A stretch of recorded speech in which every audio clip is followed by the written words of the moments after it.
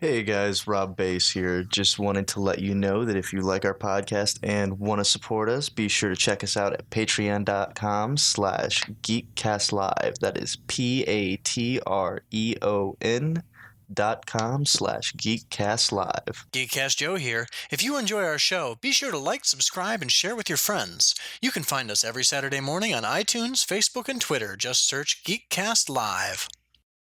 Hello, friends. Today's podcast is brought to you by Audible.com. Get a free audiobook download and a 30-day free trial at www.audibletrial.com/GeekCastLive. Over 180,000 titles to choose from for your iPhone, Android, Kindle, or MP3 player. Hey, Knuckleheads, GCR here telling you to get over to deathwishcoffee.com. Use our discount code GeekCast to save 15% on coffee, mugs, and Death Wish coffee merchandise. Thank me later.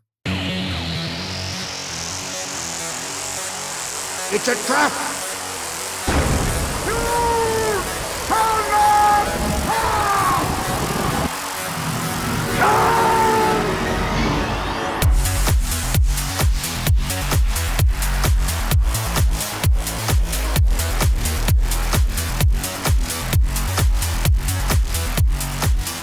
All right, Knuckleheads, welcome to episode 335 of the GeekCastLive podcast. Fucking shit. I'm your host, GCR, and with me, as always, there's no Rob. Not Rob Bass. And Cartoon Joe. Hey, guys. Hey. How are you? Sup? Oh, 20th century-ish. Yeah. I thought it was the 21st Like century. Fox? Is it not the 21st century? What? Like socks? Like Fox? Like 20th Century Fox? Yes. Yeah. Like more Matthew Fox? Is it not the 21st century? But that's not the name of the production company, and Joe didn't say 21st century. No, I know. I would just kind of throw in like a conjecture out there, hey, is it? I don't know. Did they change over? This would be the 21st. I thought so. Okay. For almost 17 years. Right. Oh, shit. I kind of feel out of it tonight. Oh, I'm super out of it. Could be because I'm once again find myself in Michigan. Searching for Leo Delvant or whatever the fuck that guy's name is. Leo Steven? That guy. Leo Stefan? I think it was... No, it's a V. Oh, okay. I should have backed him. You shouldn't have. I should have. You still have time, don't you? I think so. I think there's 16 hours left or something like that.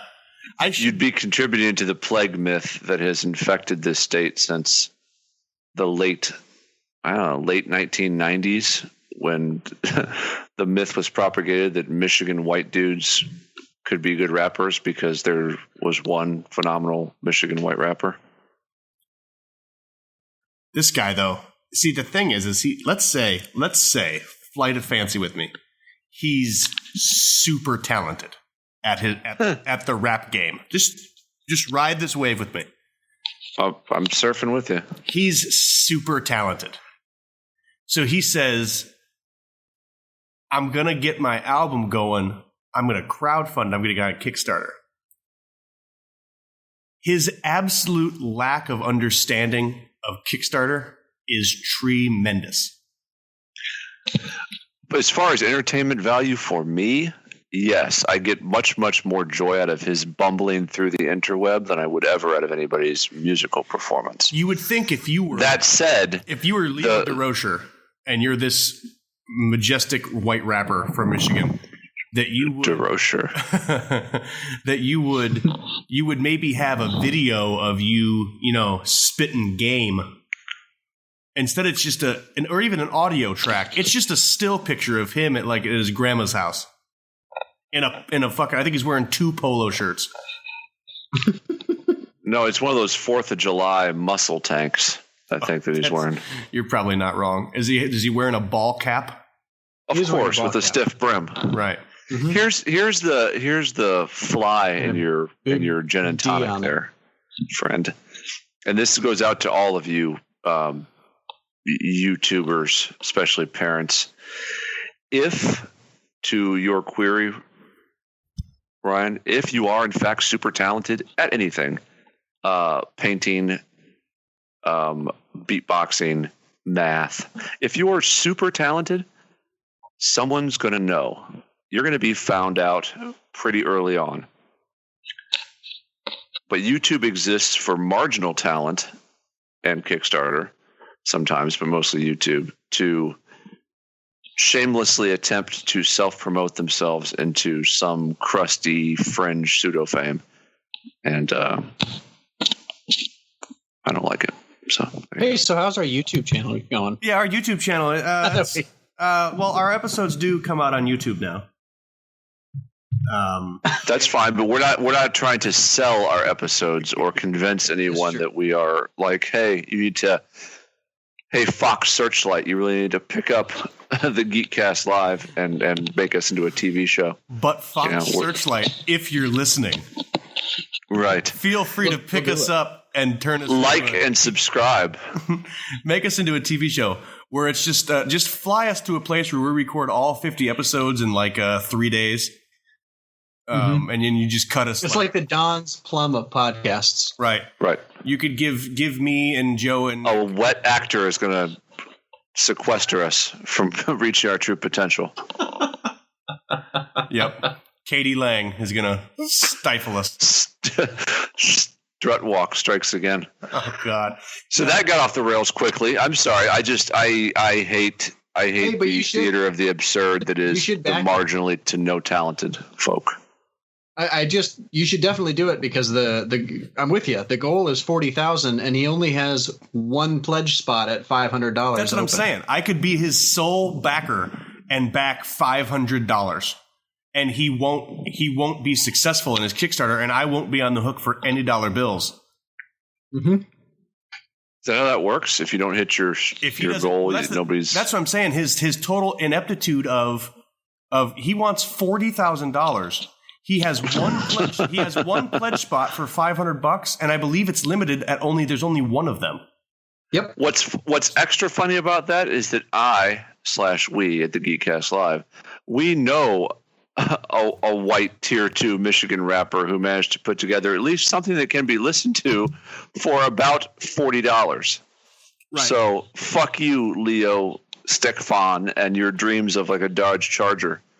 But that's the thing though, is that he, like, if it was, hey, I've got just one pledge tier and it's $500 and I'm going to need 80 people to back me. You know what I mean? Mm-hmm. Which is what, only $8,000 or $4,000? No, you were right. No, I was right. That would be 8, not 80. But he has it to where like only one person can back him, and the most they can back is $500. He made it to where he cannot have a successful Kickstarter unless one person decides to just like angel invest $40K. Yep. His total lack of, I don't know, like if he was, it would make more sense if he was like, hey, I'm trying to get my album off the ground. I want $500 and I have one spot available at $500. Right. That makes sense. Yeah. That maths out. Right. So anyway, we do have a guest that's coming on here in a little bit. So let's do the do review and stop talking about Leo Spetsnaz. Yeah. Russian special forces? Yep. That's exactly what I was going with. It's actually a really good transition. I'd back that. We're going to talk about the Russian superhero movie. Hey! Segway! Look at that, guys. Why do we not have any sound drops? We finally mastered it. Fox Searchlight's not going to want a piece of us. I'm watching sound drops. I'm working. I'm working. That's some real bad beat poetry song right there. I'm watching sound drops. And there we have our show title. So, Joe, the do review is yours this week. Yeah, and for whatever reason, some Russian company called Enjoy Movies decided that they needed to make a superhero movie based not on a comic book, but on all of the American superhero movies that have come out so far, but make it super Russian. It's tremendous. Yeah, it really looks great. I love that they didn't even really take good care to like dub it good. No, like the lips and the words, they don't work. No, it's awful. And are there no better voiceover actors that can be had on a limited budget? Nope. I guess not. I don't have a voice for radio per se, but I'm pretty sure I could do General Gavilny, better than whatever clown dick they've got to do an American accent. They got like apparently there's 4 Russian Vin Diesels. and they were all hired to do the voiceover work on this show. Including for the female lead. And one right, including female lead. A female Vin Diesel to do that. Veronica Diesel. Veronica, yes. I don't even know where to begin. Joe, I guess I shouldn't hijack your segment, but I have many thoughts. So do I, but go ahead. I mostly have questions. Well, there's questions. I mean, on the one hand, it's laughable because it's not tongue-in-cheek. It's just like a really blatant knockoff. But on the other hand, it appears to be pretty well shot. I'm not talking about the plot or the dialogue. I don't know about that, but I mean, from what I can see, the film work and the cinematography is like an actual movie that I would probably watch if so I'm intrigued in that aspect. If it really was made on a $5 million budget, that's pretty spectacular. Right. But I think my question is, why in the savory hell, because I love Cracked, why are they doing like a chop film thing? You know what I'm talking? Did you catch that? Like the film is their film, not the film of the movie, but the Cracked film is all like cutting room floor chopped up. Like the screen changes just a little bit every 5 seconds. Like they took out 10 minutes. I don't know. Did you notice that? Like it's all choppy. Yeah, it's weird. I did. It's really lazy for Cracked production. I thought I had some weird like internet connection. I think it's because that's the first time that the gentleman in the middle was on video, and so I think that they were probably just going to the best bits. That could be, but I would have thought they could have done that a little more seamlessly. I was but if they were going to do that, they would have started with getting him a nice T-shirt instead of the one he's I'm a big guy and can only afford this shirt. And it looks like he spilt some Dinty Moore microwave cup on it. Yeah, that, or he's got like sweaty boob rash. Right. Yeah, bless him. I thought maybe what they were doing is because it's the Russian Avengers, maybe they just edited their show like it was edited by the Russian Avengers. Like a real meta joke. It could be. Sure. I don't. Guardians. I do love the fact that they were like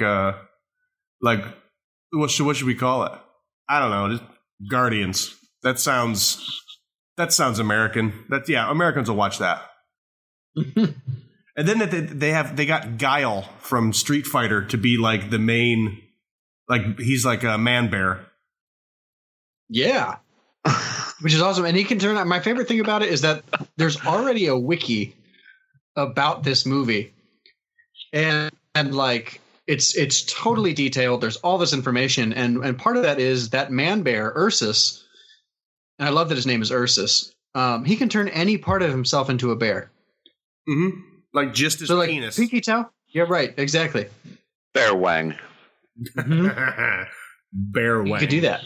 Well, I'm thinking about at the end of nights when we record, tweeting out the options for this week's episode and just letting the voting. Yeah. Like retweet if you want Veronica Diesel Russian dub master. Or like if you want the episode to be called Bear Wang. Mm-hmm. My favorite part of the Cracked review was the part where he says, I want to see their Bucky fight other Bucky. What's interesting about this show is that you know what's going to happen is that this movie will almost be it'll be like backwards evolved into comic books. Right. You'll actually Retro comic? Right, it'll be retro comic where you'll see like Marvel like DC Rebirth number 17 where Superman's shaking hands with Ursus. Right. Yeah, Absolutely. Enjoy Movies made this for $5 million and then sells the rights to Marvel or DC for like $50 million. Right. The rights to Man Bear and Land Man and Yeah, Water it's like- Chick it's and Sword Guy. and Water Girl. Gavelny Bucky. Right, it's Gavelna Bucky. Then there's an Earthbender, Bucky Vinovich or Bucky. Bucky- How does that work? Bucky Venovich. Yes, Love it. Bucky Venovich. I wonder if he's being played by Sebastian Cizak. That'd be neat. Can only hope. I want to see our Bucky fight their Bucky. If that was a movie though that I could just get on Netflix, I would absolutely watch it. I wouldn't pay cinema theater prices for it, but I would watch that. Yeah. The action scene looked pretty cool. It will. Be, I it just will pulled be up the watched. wiki. It's actually it's very expensive in Russian money. $5 million. It's like 330 million rubles It's a lot of rubles. or whatever it is they use. Yeah. I'm not Iron sure. bricks, pipes. Yep. Lead pipe. I love whoever wrote this wiki. I'd like to shake their hands.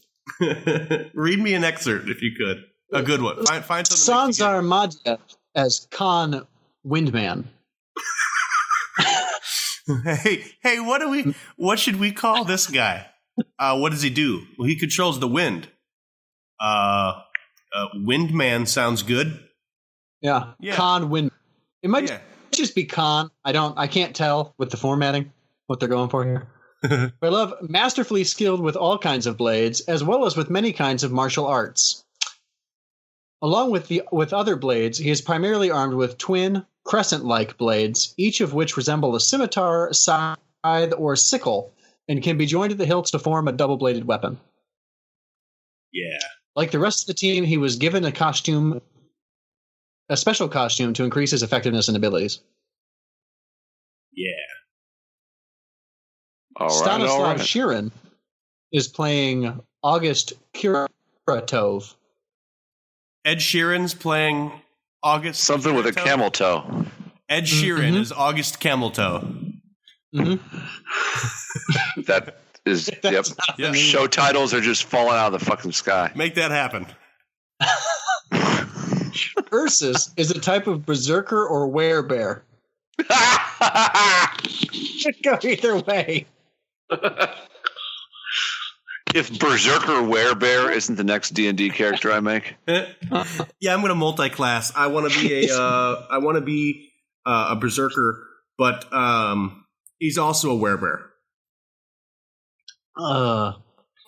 Let's see. This transformation ability can allow him to seamlessly alter his size, bulk, and musculature, and transform himself into a burly humanoid. Burly humanoid. Like if you don't want to go full bear, Right. you could just become just like a bit bigger of a regular dude.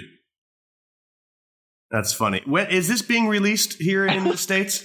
This is sorry, I don't know. Give me 1 second here. With this, no normal person can physically overpower him, and he is immune to their strength. That sentence stuck out to me. I had to share it. What does that mean? Immune to their strength? I don't know. Like it doesn't like when they strength about him, he doesn't burn. Or I guess, but it's only when he's in full bear form. he can't. Not when he's Says half it. bear. Mm-hmm. Huh. Yep. Immune to their strength, like it's a plague. Yep. Like if he walked on the Muscle Beach, he wouldn't have to avert his eyes. Mm-hmm. He's immune. Yeah, their strength doesn't affect them. Mm-mm. That's all. Yeah, I they're wonder if taking that includes, like, some liberties strength of there. character, or like, is it just their physical strength? No, well, it could. No, it's I his guess moral it's code. physically overpowered. It could be the strength of their resolve. Right. That's very Russian, I think, to be able to defeat someone's strength of resolve. Right. It's very Rasputin of him. Mm-hmm. Mm-hmm. That's awesome. I think my favorite here, Sebastian Cizak as Lur. What's his name? It's Lur. L-E-R. Okay. That's all I got. Okay, that was it. Yep. Well, I will post both the cracked review of the trailer and the trailer in the show notes this week, as well as a link to the Kickstarter for Leo DeRocher. Yeah, I thought it was a worthwhile do review. I enjoyed it. Yeah. I am looking here. It's on their wiki. It says release dates, and then it only has one. And it's February 23rd, 2017. If it's only available overseas, are we going? Going to download it from the internet where Yes. somebody has no Yes. doubt. Yeah, Yes. definitely. Right. I mean, I did it for Batman versus Superman. I don't know why I wouldn't do it for a Russian movie. Well, because you also, I mean, I don't know if they take digital rubles, That's true. so you'd have to do it on the black web anyway. Oh, Joe's still been hoarding. He's been hoarding Bitcoin, I don't even understand Bitcoin. which is worth less than a ruble, but you still Yeah, got right some. now. Ugh. Oh, did Bitcoin tank? Well, it wasn't real, so yes. It's time. It's hard to. It's. How do you how do you inflate the value of fake currency? I don't. Print more of it, all of the Fed. I guess as long as you had people willing to accept it as payment, you could do it. I guess that's where Bitcoin derives its value, I guess. Anyway, enough of my yakking. We do have a guest this week. Thank God. I'm excited. And no, it's Do you have the master question list? yeah. Oh shit! Oh shit! Yeah, no, I'm good. No. Hey, look, Rob's not here to ask him hard questions like What's your muse? What did you Sorry, eat Rob. while you were on your sabbatical? Yeah, for 20 years. For the last 20 years, what have you eaten? Hashtag fake Rob questions. For the last 20 years, what have you eaten? Ed, are you I there? feel like the Mortal Kombat Oh, question. he's not there. Littering and I think there should be a standard. We should come up with a list of about 4 questions that we ask every guest just to get their gauge. And I think Street Fighter or Mortal Kombat is one of those questions. I think we start with that to let him know that we're serious about our craft and we're not here to just lob softballs at him. Right. Armageddon or Deep Impact? No, Joe, never that. All right. I was just trying. It's always Armageddon, Joe. I know that, but Elijah Wood or Macaulay Culkin? That's not the same guy? No, they're the same person. I'm trying to find Ninjas vs. Mutants or Ninjas vs. Monsters. Tobey Maguire or Jake Gyllenhaal? Where are you, Ninjas v. Monsters? Are we connecting? Do we want to talk about other things? Yeah, we should probably talk about other things. I am trying to get him on the phone now. Skype is That's fine. A right bugger. In the English bugger to bugger, Mm-hmm. One of the English buggers, right? as they're wont to do. Of, Buggery. Not of the Yorkshire buggers. Yorkshire buggers. Of the Yorkshire buggers. That's so funny. Most Yorkshire things are. like pudding. Oh, it's the worst. Speaking of, I'm gonna have to bug you. You've got a speaking for Yorkshire pudding segue. I've got to bug you guys again about but not bugger. A podcast that you should be listening to if you're not. Oh, I am getting a call. In that case, forget your podcast. We got work to do. Interesting. Hello. So, Ed. Whoa. There you go. Skype was being just a prick. Just being bad. How are you, sir? That's what. I'm good. How you guys doing? Good. I am Fantastic. I am Ryan. I'm the guy who's been bugging you. All right, Ryan. How are you? Good. This is Nick. Nick. Not bugging you, or yeah. Not yet.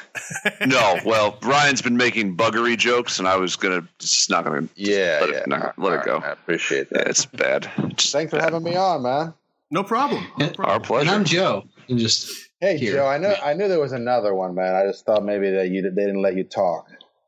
No, that's our fourth guy that we don't let talk. Rob, Silent Rob is. I don't. My box. Silent Rob. All right, cool, man. So we're gonna we have some questions for you because you're a guy that is worth asking questions to. Well, thank you. So before I have you introduce yourself to our listeners, I just want to know Street Fighter or Mortal Kombat. That's a tough one, man. That's a tough one. I guess Street Fighter. I think by the time Mortal Kombat came around, I was not doing the video game things as much. So Street Fighter.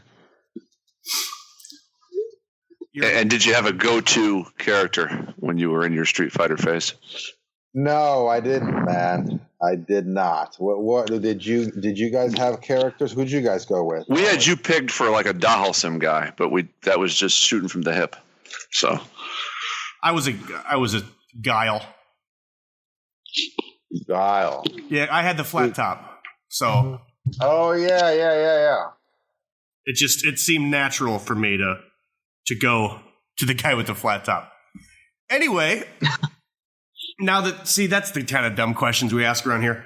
For our listeners who don't know who you are, if you want to give us your 10-second bio.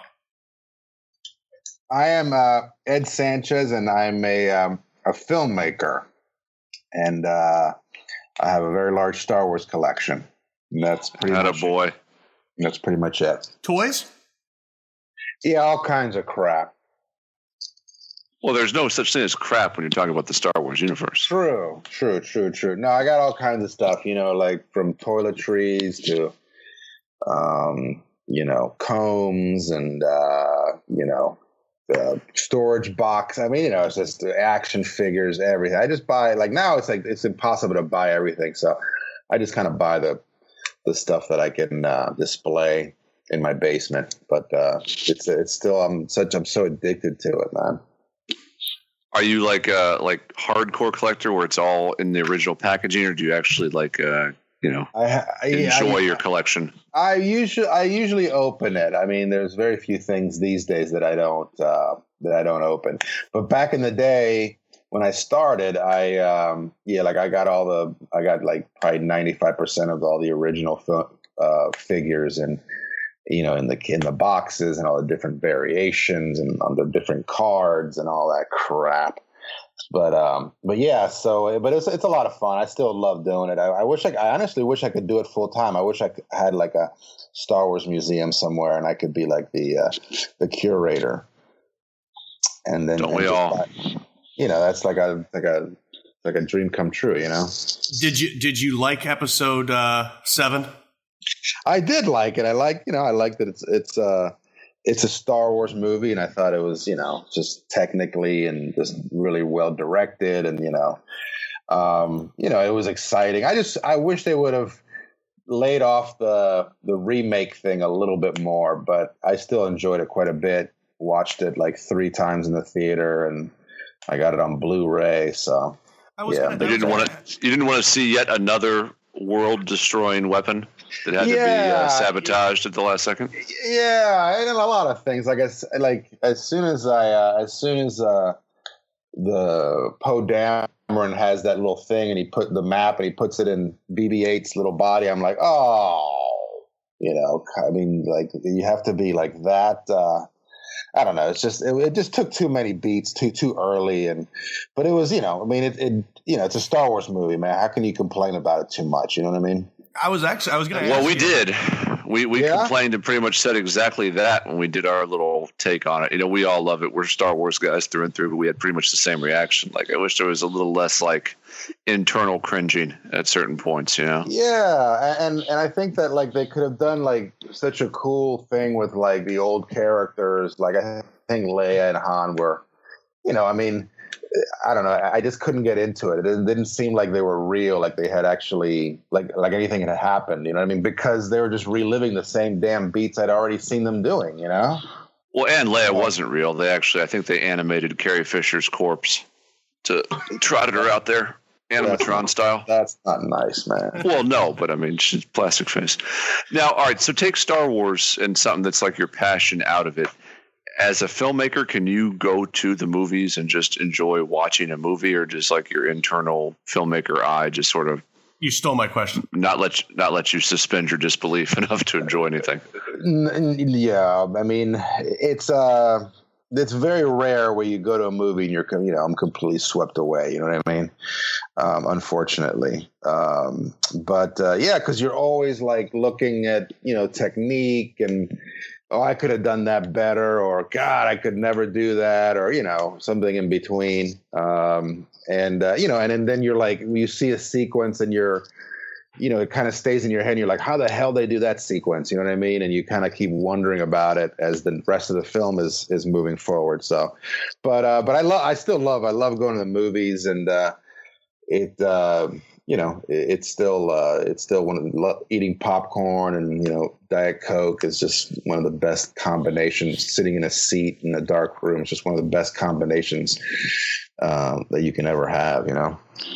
That's cool. I'm glad you can still enjoy the whole cinematic experience. I think that'd be tough. Yeah.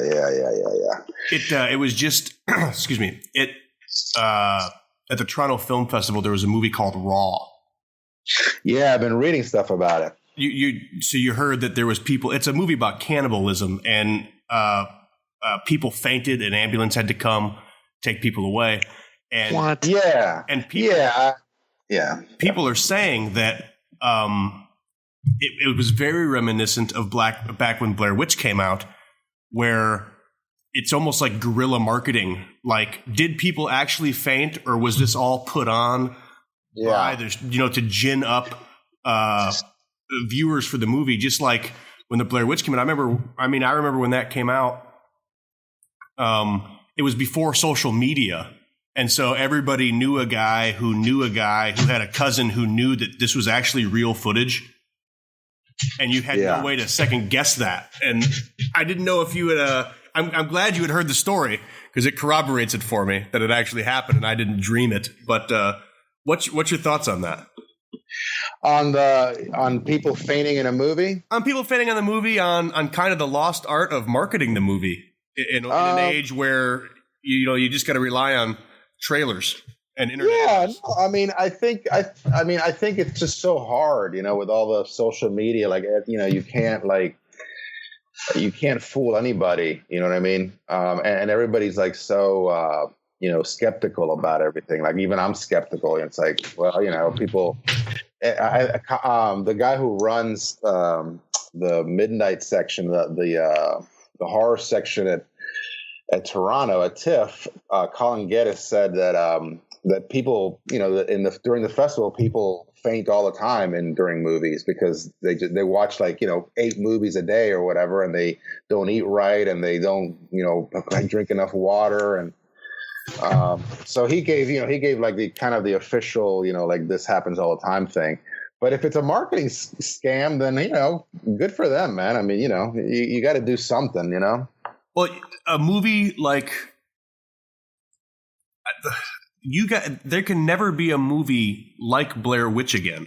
I mean, what you guys did back then, it can't be duplicated.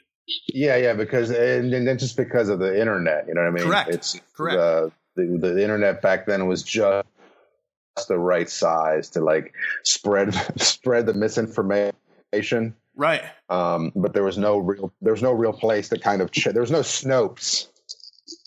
Correct. You know what I mean? Well, Al Gore wasn't done debugging it yet. So Yes, true.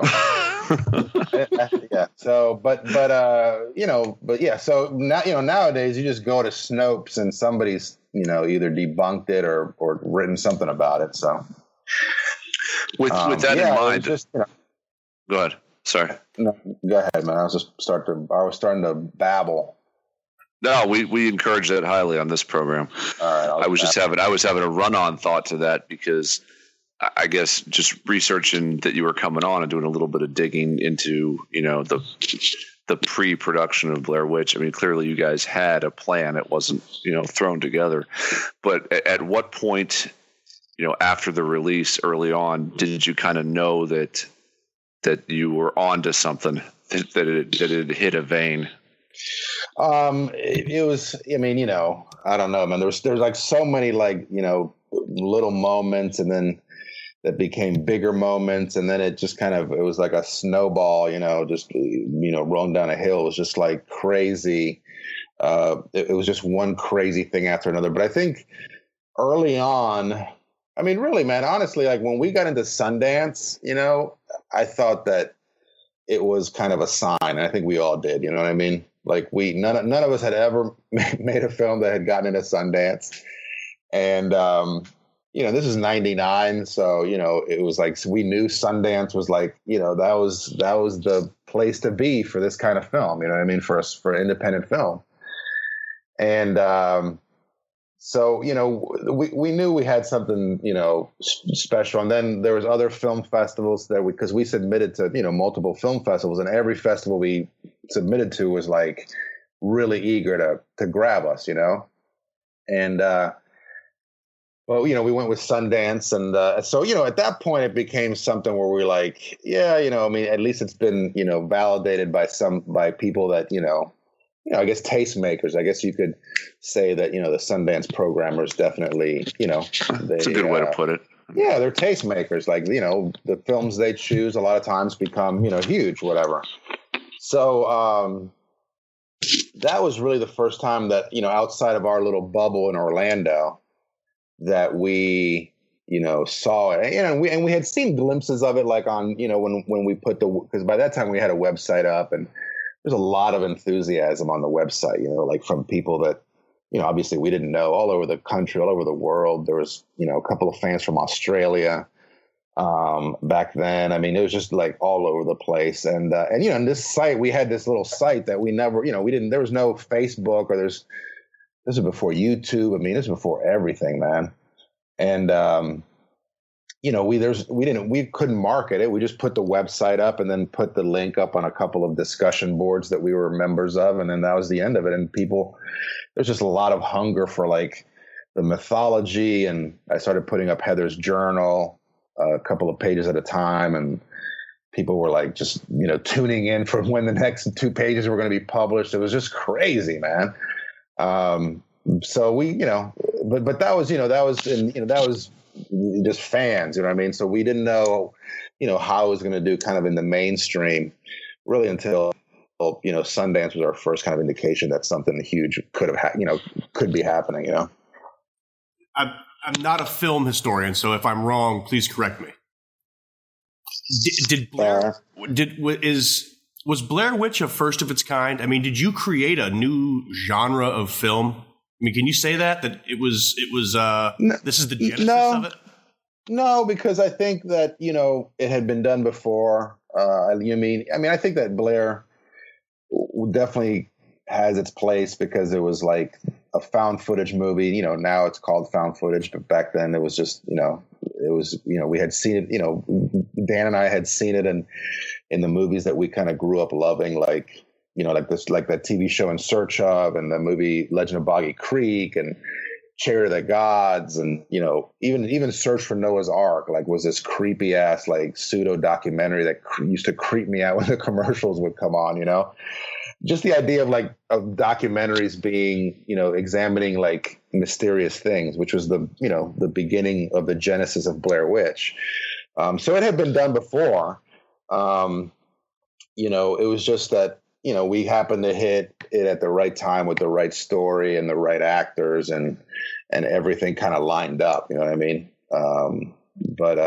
It was, I think for that reason, it was just kind of this, like this phenomenon that, that none of us who were involved, like really knew what the hell was going on. We just kind of, held on for, and tried to enjoy the ride as much as we could.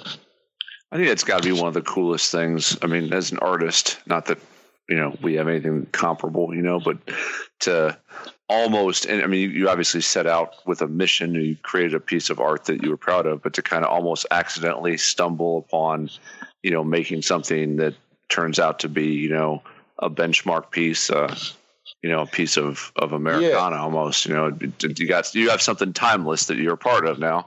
Whether it started out as that being the plan, it probably wasn't, but I just think that's a super cool way that things break. Yeah, absolutely, man. And I'm very, we're all of us that were involved were very blessed. And I think that, I feel really, fortunate. I wake up every morning and thank, the Blair Witch for my life, for the life I have, So, but yeah, and we all, I think everybody involved realizes that, it was, we just caught lightning in a bottle, you know what I mean? And it was just one of those things that just, I guess almost was like meant to be. I mean, well, segue off of that. Tell us a little bit about this latest project. What, the new one, the new Blair Witch movie? Yeah. Oh, it's awesome. No, it's good, man. It's a film that we knew about a couple of years ago, and we had to keep quiet.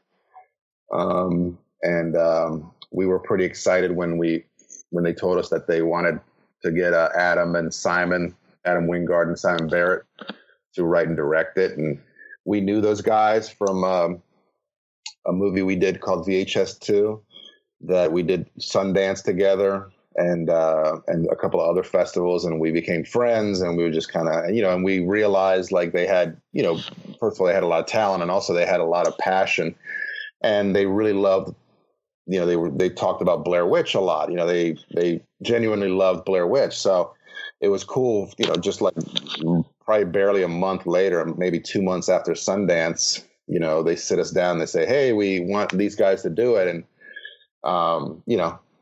we it was a weird thing, having to give your blessing to, sure, it's almost like I've said it a million times, like giving your daughter away, you know what I mean? Like, but I think it's like 20 years later, it's, you're not far off, Yeah. And so, but we were like, yeah, man. I mean, if anybody's going to do a Blair Witch movie, these guys are the ones that should be doing it, And then they went off and wrote it, and then sent us, a couple of drafts, and we gave them notes, and they just kind of, they went off and did it on their own. A little bit of input from us, but very minimal, and then they,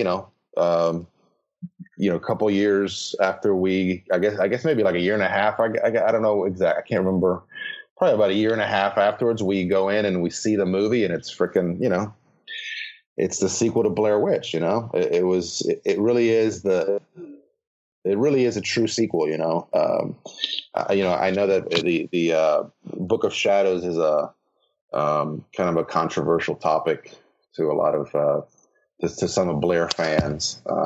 But while we felt, Dan and me and Greg and the other guys involved in the original, we thought, Book of Shadows was, it was a good film. It was not a bad film, but it just wasn't really the sequel that we were envisioning for our film. And I think Adam and Simon's, just comes much closer to being, the thing that we would have, that we would have loved to see, and our thing was like, we had different ideas for a Blair Witch sequel. We had ideas for prequels or whatever, but we loved that Adam and Simon, just kind of took it in a direction that, we would have never taken it in. So it's just cool to see like the kernel of your idea kind of, be kind of taken over by, other filmmakers and, and treated with respect and, and love. And you have this movie that, that you can watch. So it was cool, man. I mean, watching it the first time was a little nerve wracking because, it was like Adam and Simon were in the room and, they're friends of ours. Yeah, you don't want to shit on something they did if you don't like it, but on the other hand, you feel like you got to protect what's yours. Yeah, I mean, it just feels a little weird, but and it took a little while after I watched it to kind of wrap my head around it because it's just so much, it's such a personal thing for me. Okay, well, on that subject, when you see like Paranormal Activity or one of the 1,000 like spoofs of Blair Witch, do you want to find those people and shove a trident through their chest? Because I would think you'd want to. Damn, man. No, not really. I mean, if you don't own a trident, you could use like a shovel or... Yeah, or like a pitchfork. Pitchfork would work. Pitchfork would be fantastic, yeah. Like a poor man's trident. Yeah, it's like the modern day trident, really, is what it should be. No, man. I mean, actually, I know Oren Pelly. Oren Pelly is a friend of mine, and we just did a podcast together a couple of weeks ago. That was a lot of fun. And no, we were both mutual fans, of each other's work, and we, no, I mean, absolutely not. I mean, there's always a little bit of jealousy because you're always like when I saw Paranormal Activity, I was like, oh man, I could have done that. I think, right. I mean, it's exactly the way I think a lot of people felt about Blair Witch. I could have done that. Come on. But I just thought it was just such a clever idea. You know what I mean? And it was just executed. The tone was perfect. And then the spoofs, I mean, come on, man. I mean, you gotta laugh at yourself and you gotta enjoy. I mean, just the idea that they're spoofing you is kind of an honor, isn't it? Oh, yeah, without a doubt. That's true. Yeah. Like greatest form of flattery. Yeah, our favorite was when when Dan and I ended up on in Mad Magazine. They like drew us into the Blair Witch parody, and it was just crazy. That is a true honor. Yeah, because we both grew up, reading that magazine, if you could call Mad Magazine reading. But we grew up doing that, so it was just amazing to see us, in Mad Magazine. That was quite an honor. Now, were you a white scarecrow or black scarecrow guy? Spy? Yeah. Oh, you mean spy? Yeah. Dude, I don't know. I never had. That was the first Mad Magazine flashback that I had. How is that not a movie? Actually, it's like a spy versus spy movie. Didn't they try to do it? Did they? I don't know. I feel like development things. You need to live action that. Yeah. We should let the Russians do it. It's just that the Russians are on a roll, man. The Mad Magazine, the only magazine to actually increase manual finger dexterity when you had to fold the page and make the A and the B touch to form a completely different picture. Yes. Yeah, I love the Mad Magazine. The folding cover. I haven't thought of Mad. Awesome. Thank you. I haven't thought of Mad Magazine in a very long time. Yeah, Mad and Cracked and then Crazy also was basically the same damn magazine. But there was a time there where I was reading them all. Well, we are actually having a GeekCast Live movie podcast weekly meetup this Saturday in West Lafayette, Indiana, and the group of us are going to go see Blair Witch Saturday afternoon. So we'll let you know what we think. Yeah, let me know, man. I mean, I think it's I think it's a good film. It's definitely creepy and scary in the end. Like the last act is just like madness, man. That's all I can say. Well, I revisited Blair Witch with my wife this week, and I remember, I was in high school and went and saw it with a group of people, and it creeped me the fuck out. So, but of course, I knew somebody who heard from their cousin who, that it was real. That it was real, and Right. and you couldn't fact check it, and that was a big mastery of what you guys did was that. So yeah, that was the distributor, man, because we always felt. I mean, we thought that was illegal. But I guess it wasn't. But it was a weird thing because we always felt that, that the hoax thing was going to, just make a lot of people angry. You know what I mean? But I think most people really dug that fact, dug the kind of the mystery of it. They kind of got into it. So absolutely. Besides the new Blair Witch, do you have any other projects that you're working on? Anything we should keep an eye out for? Yeah, I'm always doing some. I'm directing a Supernatural episode right now. Cool. That'll be out later this season. Yeah, I love doing this show, man. It's the second episode I've done, and they've been on for it's like their 12th season, man. So it's like it's a really well-oiled machine. You know what I mean? And they still get a lot of viewers, man. And people still love the show. They have a very active, very alive fandom. Oh yeah, absolutely, man. Mm-hmm. Absolutely. And then I'm doing a movie with Blumhouse called Sevenfold. It's been we've been working on it for a while, and it seems like we finally are ready to schedule it and actually get a start date. So pretty happy about that. And then trying to do more television. My partner Greg and me are trying to actively just get into more television. We have a couple of deals pending. Hopefully we got a pilot into Stars, and we're just waiting to see if they're going to go with the series or not. But so we're very excited about stuff like that, and yeah, just continue to have fun with it, man. I think that's the main thing is. We're still having fun, and people are still hiring us, which is pretty. That's the key. The most important which is thing. awesome. That's the key. People still have to keep hiring you, and and giving you money to make movies. So we're still kicking, man. We're still alive and kicking. It's a good gig if you can get it. Yes, for sure, absolutely. Well, we'll keep an eye out. Hopefully, we'll see any or all of those projects in the next year. Yeah, or so. Check them out. Well, we wrap up every show with by asking our guests what they're geeking on this week, and you can either go last or first. It's up to you.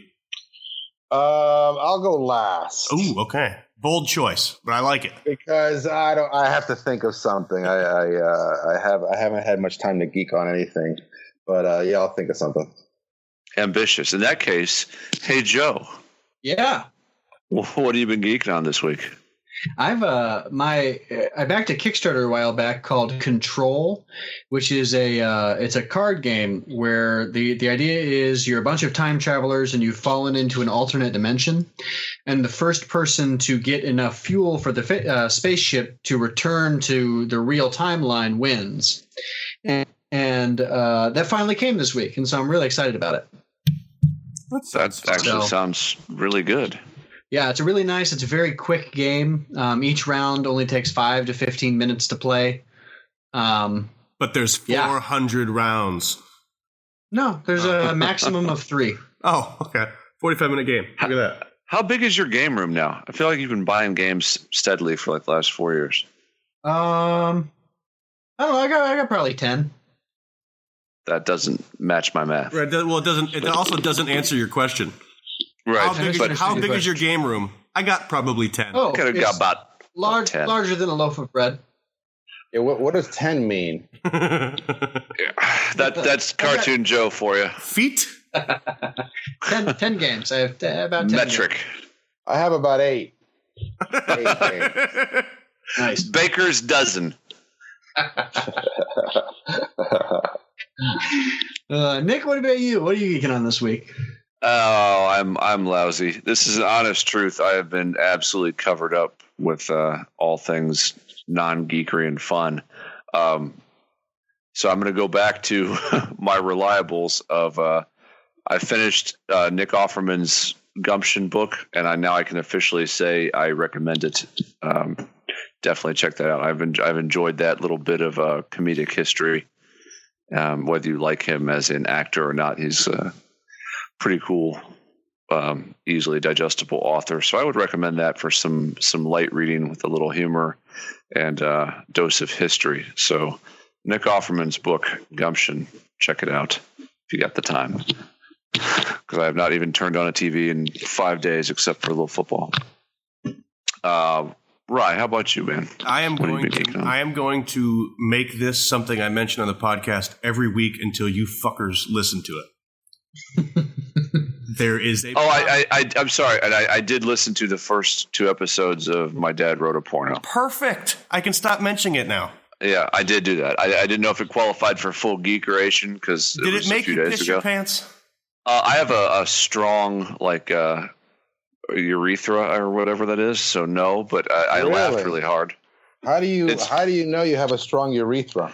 I don't know. Is that what keeps you from peeing? Like if you that's your stop pee reflex? Maybe I'm wrong. I'm not a doctor. No, that's your prostate. Well, is it supposed to be swollen to the size of a grapefruit, or is that bad? No, man. You've got issues, brother. I think you should go to the doctor, man. Either way, it was really funny. I enjoy British humor anyway, but you were right. It is damn funny and worth checking out. Ed, the concept of the podcast is that there is a guy whose dad, who is in his 60s, read the 50 Shades of Grey. Oh, shit. And said, if she can make $1 billion, I can make $1 billion. And he wrote an erotic novel. Oh. And gave it to his son, who promptly got 2 of his buddies, and they read a chapter an episode. Oh my God. And it is just it's exactly what you imagined it to be. At some point, I'm on the second to the last episode of the first Belinda Blinks book, and at one point, the line, he took off his clothes and grabbed her cervix. Oh, there you go. Which is weird. I didn't think you could do. No, it's yeah. It'd be like saying he took off his clothes and grabbed her thought bubble. Or grabbed her urethra, his urethra. You can't really grab the urethra either. Yeah. So, I think I could probably maybe I could write a novel. I'm thinking it's really funny. I mean, he takes some serious liberties with the human anatomy, grammar, that's anatomy, the one, syntax.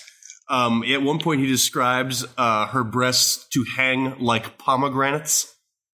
There you go. Very biblical. Which sure. I think is good. Is it good?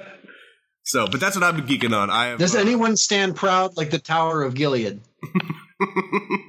Not yet, but Okay, there's still 2 chapters left.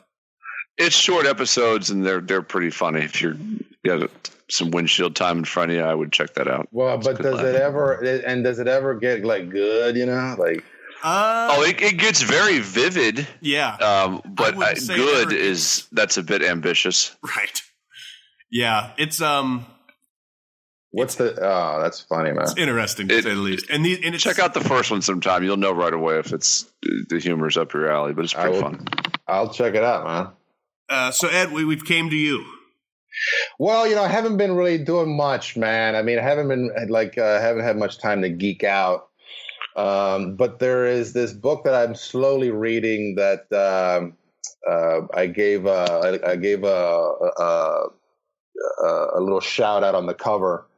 After I read some chapters a while ago, and it's called American Witches, and it's a small book by this author named Susan Fair, and it's a broomstick tour through 4 centuries, and it's basically like this really really well written, really cool and fun and creepy ass book about American witches, and it has some Blair Witch stuff in there, which is really cool, but.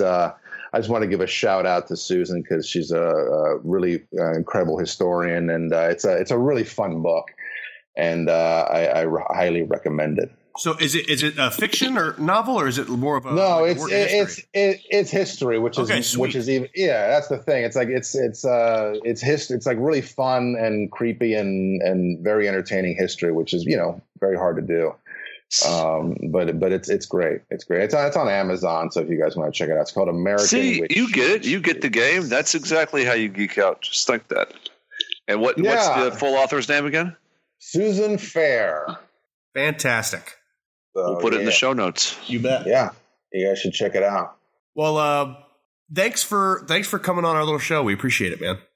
That was a lot of fun. Hey man, anytime. I'm always around. We will probably more than likely take you up on that offer. Sweet, man. Yeah, I'd love to be back. Thanks for taking some time, man. That was a lot of fun. Anywhere our listeners can get a hold of you? I mean, I'm on Facebook, Hacks and Films, HAXAN, and then I'm on Twitter under Sanchez on the mic because I do a little rapping on the side. Yeah, like Mike D. Naturally. Yeah. So I just felt that was a very natural kind of handle for me. No, it's just Eduardo Sanchez wasn't available, so Sanchez on the mic, and then so I'm always around and doing something. Well, have fun with it. Awesome, man. All right, guys. Good luck with the new projects. Yeah, talk to you down the road. See you guys. Have a good one. Yeah, you too. Bye. That was Eduardo Sanchez. And there you go. That's our guy, Ed Sanchez of Blair Witch fame, and co-director promoting the new Blair Witch project. So it's awesome. And are we right? Executive producer of the new movie, or I just believe producer? Executive producer of the one that's coming out this weekend that this episode airs. So there you go. Check it out and let us know what you think of the new Blair Witch movie and this show. Yeah, leave us some reviews on iTunes. Oh, we'll cover that. Like and subscribe. We'll cover that in the plugs. There's probably going to be plugs. They're always right after we do this bit. Yeah, you should probably stay for them. If you have listened to the show before, you are most likely familiar with the guys from Wayward Raven. And if you haven't listened to the show, you're going to have to just trust me on this one. These guys are the best and have some kick-ass wares over at waywardraven.com. So head over there and check them out. Use our discount code NECKBEARD and save yourself some dollar bills. If you don't get enough of Geekcast Joe, check me out on my other show, This Freakin' Show, at thisfreakinshow.com. If you like what we do or you want to harass us, be sure to check us out on Twitter at GeekCastLive, GeekCastRide, GeekCastBase, GeekCastJoe, and GeekCastNick. If you want to check out our podcast, be sure to go to GCL.ninja. Want to check our Facebook out and interact with us? GeekCastLive is what you got to search for. And be sure to check us out on iTunes. Give us 5 stars. Lie if you have to. If you like what we do and want even more of it, support the show at patreon.com. Patreon is a website that allows listeners like you to support your favorite artists, musicians, and high-functioning creatives. So head on over to Patreon and search GeekCast Live today. In a poll where Professor Xavier, Luke Skywalker, and Garfield the cat were all asked, what is their favorite coffee? None of them answered because they're all fictional characters. But if they could, they would have said Death Wish Coffee, the world's strongest coffee. Be sure to check them out at deathwishcoffee.com and be sure to hit them up on the iTunes or Google Play. Check out Death Wish Coffee. Hey everybody, thanks for listening to episode 335 of the GeekCast Live podcast. I'm your host GCR, and this week's bit of bass is Delta Heavy, Punish My Love. Dig it.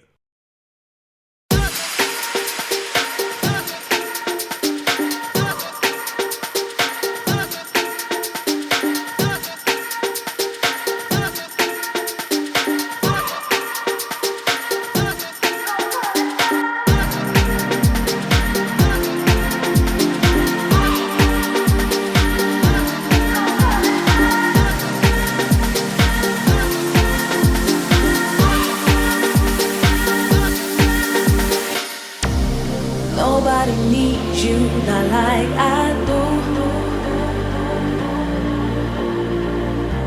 The moon and the stars are both jealous of you. And I don't wanna be